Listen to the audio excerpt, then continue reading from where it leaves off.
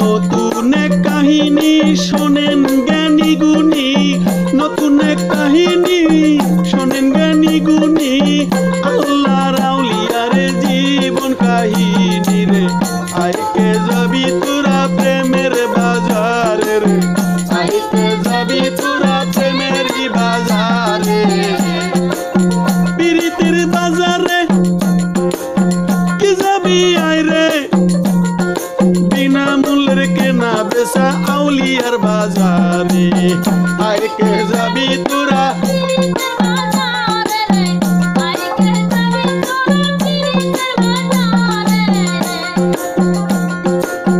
দরদি গো। একজন বেলায়েতের আউলিয়া নবীর ভালোবাসা পাইয়া হাকিকতের পথে অগ্রণী গেছেন হইয়া, নাম মনসুর আম্মর কইয়া ডাকিতেন সবাই গিয়া, পরহেজগারি যাচাইকারী পথপত্র সগ ছিল রে।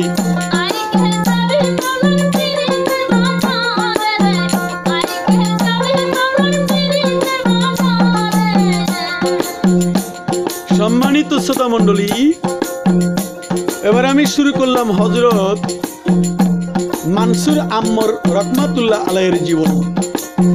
এই যে মানসুর আম্মার আসলে ওই মনসুর হেল্লাস নয়, এটা আরেকজন ছিল আল্লাহর ওলি।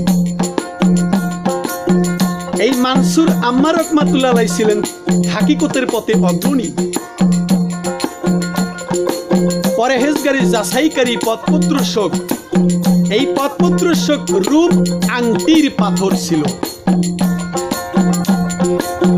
কি বলছে? পথপ্রদর্শক রূপ আংটির পাথর, যা প্রত্যেকটি অলির হাতে থাকতো। এটা সেই আংটি, এটা বাতিনি এলেমের একটি আংটি বোঝানো হয়েছে।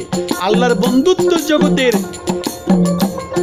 আমানতদাতার হাকিকতের রহস্য সমূহের জ্ঞানবান ব্যক্তি কে? হযরত মানসুর আম্মা রহমাতুল্লাহ আলাইহি। তিনি বুজুর্গ গানে দিনের মধ্যে হাকিম ও চিকিৎসক রূপ ছিলেন। এই পবিত্র সম্প্রদায় অর্থাৎ সুফি কিরামের সর্দার এবং এমন ওয়াজ নসিহতকারী ছিলেন এই মানসুর আম্মার যে তার কোনো তুলনা ছিল না। প্রত্যেক প্রকারের এলেম ও মারিফাতে তিনি কামেল এবং তরিকতের সমস্ত কাজে তিনি কর্মঠ এবং চটফটে ছিলেন। কোন সুফি তার প্রশংসায় মুক্ত কণ্ঠ ছিলেন। তিনি খোরশানের অধিবাসীদের কাছে অত্যাধিক প্রিয় ও শ্রদ্ধার পাত্র ছিলেন। খোরশান কে ছিলেন? এই আল্লাহর আউলিয়া মানসুর আম্মা রহমাতুল্লাহ আলাইহি। তিনি ইরাকের অধিবাসী বলিলাম এখনই, কেউ কেউ বলে জন্মভূমি। ছিলেন আর এক নগরী, মারুফ নগরী ছিল তার। আবার কেউ কেউ বলে কারো মতে বসিক বা বসাক শহরেই জন্ম নেয়, পরে তিনি বসরা নগরে স্থায়ীভাবে বসেন।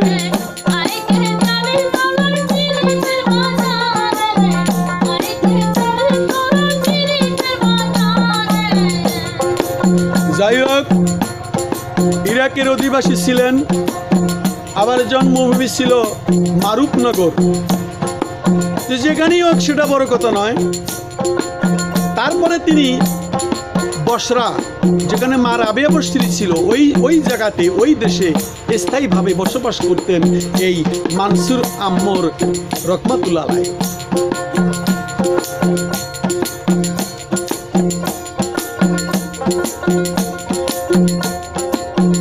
তারা তওবা জীবনের গতি পরিবর্তনের কারণ সম্বন্ধে পরিণত আছে। একদিন রাস্তায় তার জীবনের প্রথম জীবনে তিনি তো কামেল ছিল না। জীবনের গতিটা বদলিয়া যায় কেমন করিয়া।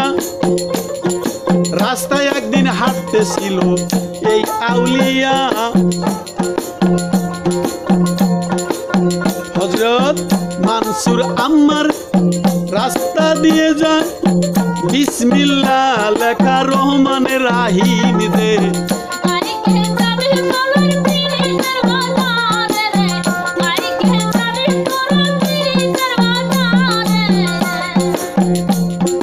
মানসুর আম্মার বিসমিল্লাহ রহমান রাহিম লেখার কাগজ পাইয়া,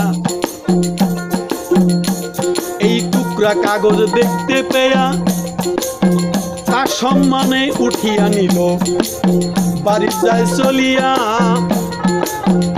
তিনি তা ঝেড়ে মুছে নিল, কাগজটি বিসমিল্লাহ রহমান রাহিম লেখা ছিল। আরে পবিত্র স্থানে হেফাজতে দে রাখি, আরে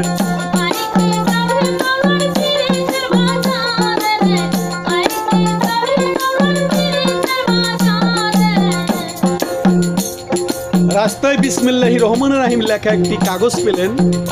কাগজটা দেখতে পেয়ে সম্মানে উঠিয়ে নিলেন এবং ঝেড়ে মুছে একটি পবিত্র স্থানে হেফাজতে রেখে দিলেন। হেফাজতে রেখে দিতে চাইলেন তার মনের বাসনা, কিন্তু অনেক তালাশ করেও তা রাখার জন্য কোনো পবিত্র জায়গা পেলেন না। অবশেষে তিনি কি করলো, কাগজ খণ্ডকে, ওই কাগজ খণ্ডকে ওগুলো দরদি হে কাগজ খণ্ডকে গুলো এবার ধীরে ধীরে গোল বানাইলো। বিসমিল্লাহ লেখা কোথায় রাখিব, গোল বানিয়ে এবার গিলে ফেলিল। সে রাতে তিনি স্বপ্নে দেখিল, কেউ তাকে বলছে ভালো, হে মানসুর তুমি আজ আমার নামের প্রতি সম্মান দেখাইলা রে।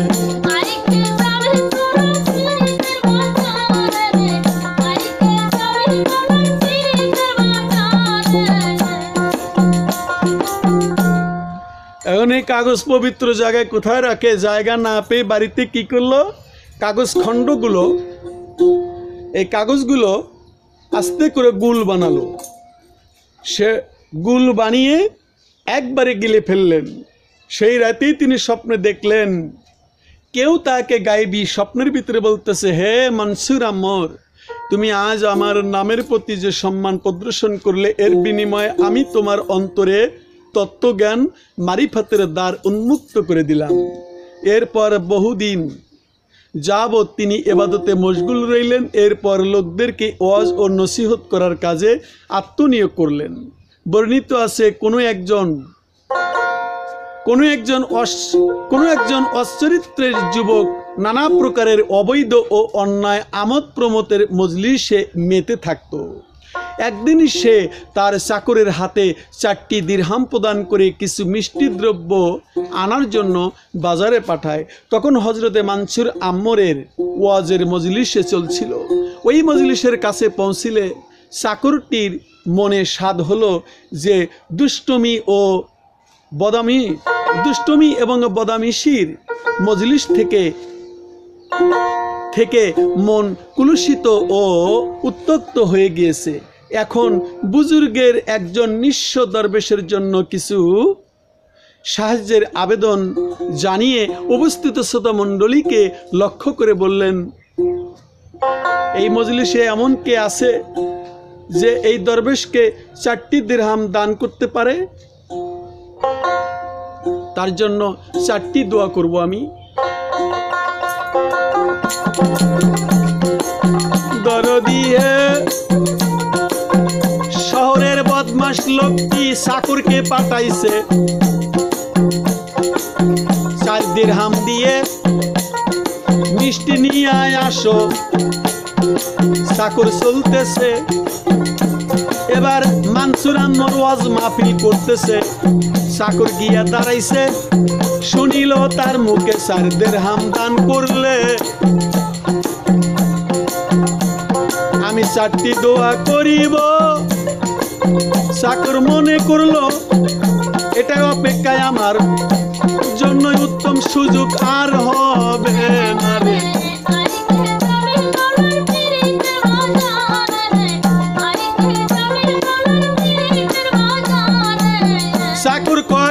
বদমাস আমার নেতার জন্য আমি মিষ্টি লইব না।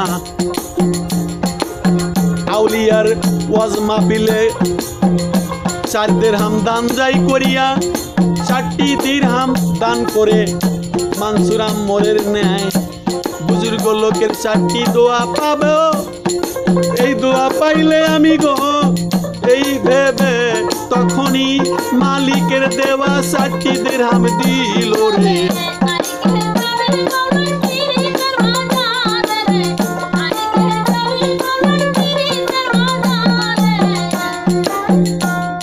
মালিক বদমাস নাচানাচি করে মদ খাইতো, 4টি দিরহাম এই চাকর লোকটি গোলাম লোকটি বলল, যা আল্লাহর ওলি ওয়াজের ভিতরে বলল 4টি দিরহাম দান করলে 4টি দোয়া করব, মালিকের জন্য বদমাসের জন্য 4টি মিষ্টি না নিয়ে এই 4টি দিরহাম আমি সুযোগ পেয়েছি তাকে দান করে দিব। তখন সাথে সাথে আমি দোয়াও 4টি পাবো এই ভেবে তখনই তার বদমাস মালিকের সেই 4টি দিরহাম হজরতে মানসুর আম্মারকে দিয়ে ফেলল। মানসুর আম্মার রহমতুল্লাহ বললেন, তুমি কে বাবা, তুমি কি চাও? ওই বদমাস লোকের চাকর সে বলে, আমি একজন কৃতদাস, আমি একজন গোলাম, আমার প্রথম আবেদন আপনি দোয়া করুন মালিক যেন আমাকে দাসত্ব থেকে আজাদ করে দেন। দ্বিতীয় আবেদন আল্লাহ পাক যেন আমার মালিকের সকল পাপ কাজ থেকে ত্যাগ করে তওবা করার তৌফিক প্রদান করেন। তৃতীয় আবেদন আমার এই 4 দিরহামের বদলে আমি আল্লাহ পাকের কাছে আরও 4টি দিরহাম চাই। চতুর্থ আবেদন আমার প্রতি, আমার মালিকের প্রতি, আমার প্রতি এবং আমার মালিকেরও প্রতি এবং এ সবার সকলের প্রতি আল্লাহর যেন খাস রহমত নাজিল করেন। মানসুর আম্মার রহমাতুল্লাহ গোলামের চাহিদা অনুসারে দোয়া করলেন। সভা ভঙ্গ হলে ওই গোলাম মালিকের বাড়ি, ওই গোলাম তো আর মিষ্টি নিতে পারলো না, গোলাম মালিকের বাড়ি ফিরে যান। মনিব জিজ্ঞেস করে, তোমার এত দেরি হলো কেন? আর তোমাকে যে জন্য বাজারে পাঠালাম কি আনলে দেখি তো। গোলাম সমস্ত ঘটনা খুলে বলল, আমি দরবেশকে দিয়ে দিছি 4টি দোয়া সে করেছে, এইভাবে আমি 4টি দিরহামের বিনিময়ে হজরত মানসুর আম্মারের 4টি দোয়া লাভ করেছি। মনিব বলে, আমি আল্লাহকে সাক্ষী করে বলছি যে আমি এই মুহূর্তে তোমাকে গোলামি থেকে আজাদ করে দিলাম এবং সাথেই আল্লাহ পাকের কাছে তওবাও করছি যে এরপর আমি আর কোনো পাপ কাজে যাব না। আর আমি 4 দিরহামের প্রতি 4 দিরহামের পরিবর্তে যা কিছু আমার হাতের বাইরে তা আমি পূর্ণ করতে অক্ষম। সেই রাতেই ওই যুবক স্বপ্ন দেখে, কেউ বলছে, হে যুবক, তুমি হতভাগ্য হওয়া সত্ত্বেও তোমার সাধ্য যা ছিল তা সম্পূর্ণ করেছো, এখন আমার সাধ্য যা আছে, আমার সেই বদন্যত গুণে যা আমারই জন্য নির্দিষ্ট তা সম্পূর্ণ করছি। এখন নাও, আমি তোমার উপর, তোমার গোলামের উপর, মানসুর আম্মরের উপর এবং তার সবাই উপস্থিত সকলের উপর রহমত নাজিল করলাম।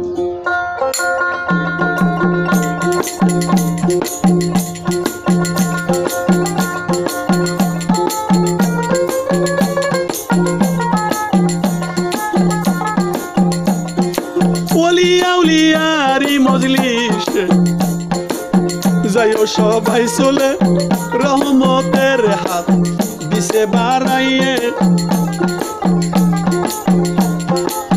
কথিত আছে একদিন মানসুর আম্মর কি করে এক মজলিসে ওয়াজ করছিলেন তখন রে।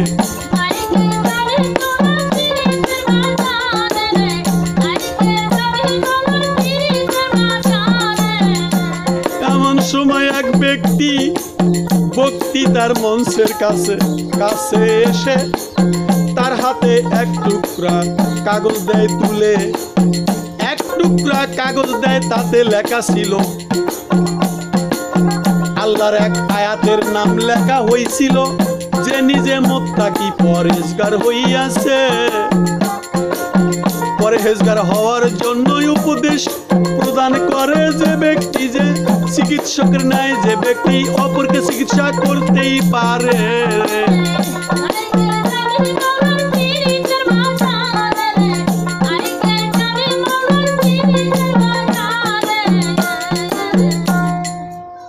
ওয়াজ নসিহত করতেছে হযরত মানসুর আম্মার রাহমাতুল্লাহ আলাইহি।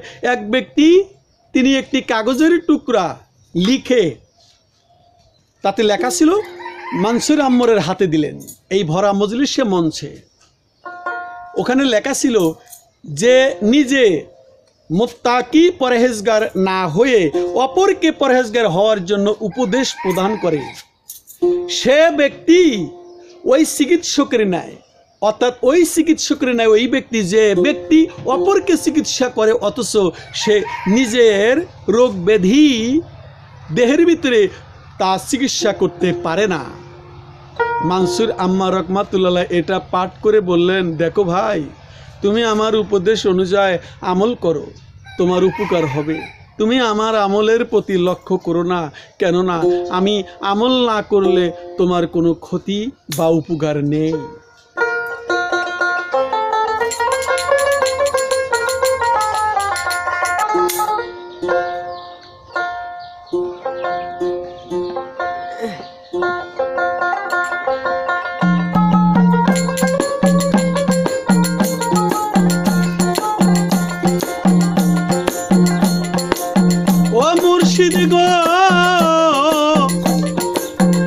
হযরত মানসুর আম্মার বলেছেন একবার, নিজেই বলিয়া গেছেন পাক জবানে, একদিন রাতের বেলায় ঘর ছেড়ে বেড়াতে যায়, ঘরের দ্বার দেশে পৌঁছিলেন যখন রে,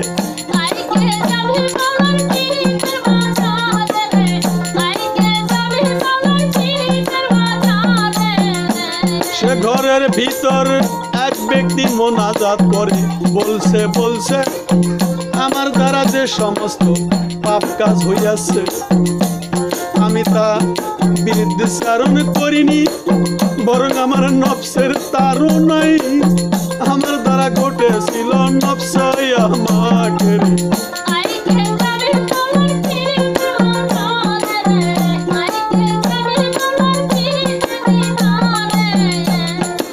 হযরত মানসুর আম্মা রাহমাতুল্লাহ আলাইহি বললেন, এক রাতে আমি নিজ ঘর থেকে বের হয়ে বেড়াতে এক ঘরের তার দেশে পৌঁছলাম। সেই ঘরের ভিতরে এক ব্যক্তি মোনাজাত করে, অর্থাৎ পার্শ্ববর্তী এক বাড়িতে কোথাও যাওয়ার সময় মোনাজাত করে বলছিল রাতের আধারে। সেই ব্যক্তি মোনাজাত করলো, আমার দ্বারা যে সমস্ত পাপ কাজ সংগঠিত হয়েছে আমি তা বিরুদ্ধাচরণ করিনি কোনোদিন, বরং আমার নফসের তাড়নায় আমার দ্বারা ঘটেছিল, নফস আমাকে ভুল পথে চালিত করেছিল, আবার শয়তানও তাতে সাহায্য করেছিল, তখন বাধ্য হয়ে আমি পাপ কাজে লিপ্ত হয়েছি। যদি আপনি আমাকে সাহায্য না করেন এবং আমার হাত না ধরেন তাহলে কে আমাকে সামলাবে? আপনি আমাকে ক্ষমা না করলে কে আমাকে ক্ষমা করবে? আপনি ছাড়া আমার আর কে আছে যে এই পাপ রাশির বোঝা মাথায় নিয়ে তার কাছে গিয়ে আমি দাঁড়াবো এবং আমার পাপের জন্য ক্ষমার আবেদন করব? হযরত মানসুর আম্মর ওই রাতের বেলা এই কথা শুনলেন ঘরের ভিতর থেকে। তখন মানসুর আম্মা রাহমাতুল্লাহ বললেন, তার এই মোনাজাত শুনে আমার কান্না আসে, কাঁদতে কাঁদতে অস্থির হয়ে আমি এই আল্লাহর কালাম একটি জপতে থাকলাম। তখন কি বললো? আল্লাহর কালামটি কে ছিল? হে ইমানদাররা, তোমরা তোমাদের নিজেদেরকে, নিজেদের পরিবার বর্গকে জাহান্নামের আগুন থেকে বাঁচাও, যে আগুনের ইন্ধন হবে মানুষের আর পাথরের মূর্তিসমূহ। এই আয়াতটি পড়েই আমি চলে এলাম। পরের দিনে ভোরে আবার সেই দিকে আমাকে যেতে হলো। সেই বাড়ির কাছে গিয়েই ঘরের ভিতর থেকে কান্না রোল শুনতে পেয়ে ব্যাপার কি জিজ্ঞেস করলাম। এক ব্যক্তি বলে, গত রাতে এক আল্লাহর বান্দা এই পথে কোরআন শরীফের একটি আয়াত পড়তে পড়তে গিয়েছিলেন। সেই আয়াত শুনেই আমার পুত্র আল্লাহর নাম নিয়ে এক বিকট চিৎকার করে এবং আল্লাহর ভয়ে কাঁদতে কাঁদতে ইন্তেকাল করে। হযরত মানসুর আম্মার বললেন, এই যুবকটির হত্যাকারী আমি, কারণ আমি এই আয়াত পড়ছিলাম তখন এই ওই ব্যক্তির ওই যুবকের মোনাজাত শুনে আমি যে আয়াত পড়ছিলাম এই আয়াতটাই আমি পড়েছিলাম তখন ঘরের ভিতর থেকে। আমার বাইরের আওয়াজ শুনে সে কাঁদতে কাঁদতে ইন্তেকাল করেন। তার মৃত্যুর জন্য আমি দায়ী।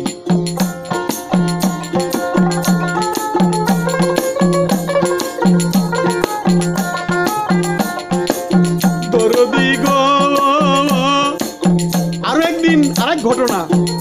একদিন বাগদাদের খলিফা হারুন রশিদ নাম যাই কইয়া মানসুর আম্মারের কাছে বললেন, শোনো ঘটনা, আমি আপনাকে দুইটি প্রশ্ন করতে চাই, জবাব দিতে হবে ভাই, উত্তর প্রদান করবেন। আমি বলি আপনার,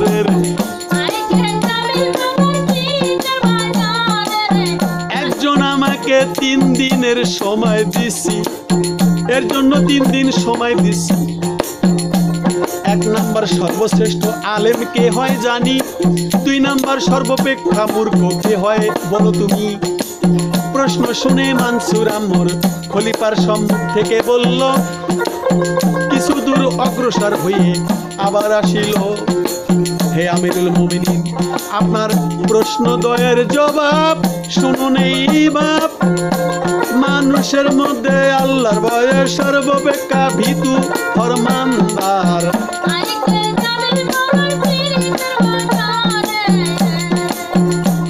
একদিন তখন বাগদাদের খলিফা ছিলেন হারুন রশিদ। হযরত মানসুর আম্মারের কাছে এসে বললেন, আমি আপনাকে 2টি প্রশ্ন করছি, খুব চিন্তা করে এর উত্তর প্রদান করবেন, এই জন্য আপনাকে 3 দিনের সময় আমি দিচ্ছি। 1 নাম্বার হলো সর্বশ্রেষ্ঠ আলেমকে, 2 নাম্বার সর্বাপেক্ষা মূর্খকে। এই শুনে হযরতে মানসুর আম্মর রহমাতুল্লাহ আলাইহি খলিফার সম্মুখ থেকে বের হয়ে গেলেন এবং কিছু দূর অগ্রসর হয়েই আবার এসে বললেন, হে আমিরুল মুমিন হারুন রশিদ, আপনার প্রশ্ন 2টির জবাব শুনুন। 1 নম্বরে মানুষের মধ্যে যে আল্লাহর ভয়ে সর্বাপেক্ষা ভীত এবং ফরমানদার, সেই ব্যক্তি সর্বশ্রেষ্ঠ আলেম। আর 2 নম্বর সর্বাপেক্ষা মূর্খ, সেই ব্যক্তি যে আল্লাহর কাছে সর্বাধিক নির্ভয় নাফরমান, আল্লাহর কাছে কোনো ভয় করে না। অর্থাৎ আল্লাহর যে ফরমানদার বান্দা, আল্লাহর ইবাদতে এবং ফরমানদারিতে মশগুল থাকা সত্ত্বেও সর্বদা আল্লাহ পাকের ভয়ে সমস্ত সর্বদা তার ভয়ে কম্পনময় হয়ে থাকে। যে ব্যক্তি দুনিয়ার সর্বশ্রেষ্ঠ আলেম আর যে গুনাহগার বান্দা হয় জালেম, গুনাহগার হওয়া সত্ত্বেও আল্লাহ থেকে নির্ভীক নিশ্চিত হয়ে থাকে যে কখনো সে কাঁদে না, পাপ রাশি স্মরণ করে না, কিছু মাত্র মনে হয় না, সারা দুনিয়া মানুষের মধ্যে সেই ব্যক্তি সর্বাপেক্ষা মূর্খ হয় রে।